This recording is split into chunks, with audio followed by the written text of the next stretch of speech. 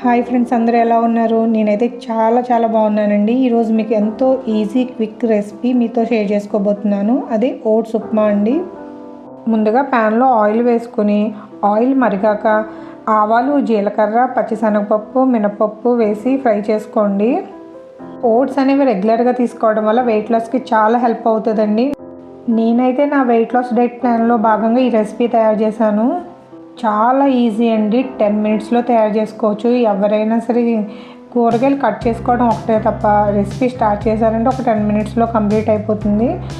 పోపు దినుసులు మాడిపోకుండా గరిటెతో కలుపుతూ ఉండాలండి. ఈ విధంగా పోపు దినుసులన్నీ బాగా వేగిన తర్వాత ఉల్లిపాయలు, పచ్చిమిరపకాయలు, క్యారెట్ వేసుకొని కొంచెం ఫ్రై చేసుకోవాలండి. కూరగాయలు చిన్నగా తరగడం వల్ల తొందరగా వేగుతాయండి. అందుకని నేను ఈ విధంగా చిన్న ముక్కలుగా కట్ చేసుకున్నాను.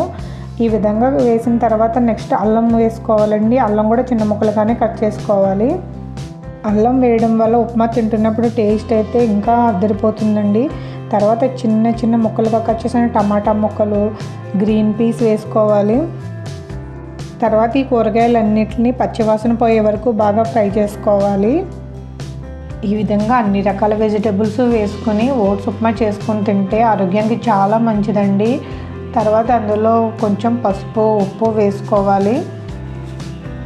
గరిటెతో బాగా కలిపి వెజిటేబుల్స్ అన్నీ కుక్ అవ్వడానికి ఒక 2 నిమిషాల పాటు మూత పెట్టి మగ్గించాలి.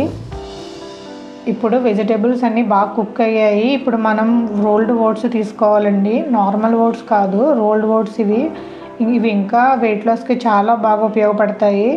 నేనైతే 1 కప్పు రోల్డ్ ఓట్స్ తీసుకున్నాను. ఓట్స్, వెజిటేబుల్స్ బాగా మిక్స్ అయ్యే వరకు కలుపుకోవాలి. ఈ ఓట్స్ రెసిపీ చూడడానికి కలర్ఫుల్గా ఉంటుంది, టేస్ట్ కూడా చాలా బాగుంటుందండి. ఆఫీస్కి వెళ్ళే వాళ్ళు కూడా 10 నిమిషాల్లోనే ఈ విధంగా ఈ ఉప్మా తయారు చేసుకోవచ్చండి. వెయిట్ లాస్ అవ్వాలనుకునే వాళ్ళు తప్పకుండా ఇంట్లో ట్రై చేయండి.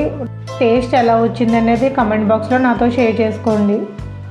1 కప్పు ఓట్స్కి 1/2 కప్పు వాటర్ తీసుకోవాలి. వాటర్ వేసిన తర్వాత ఓట్స్, కూరగాయలు బాగా మిక్స్ అయ్యేలా కలుపుకోవాలండి.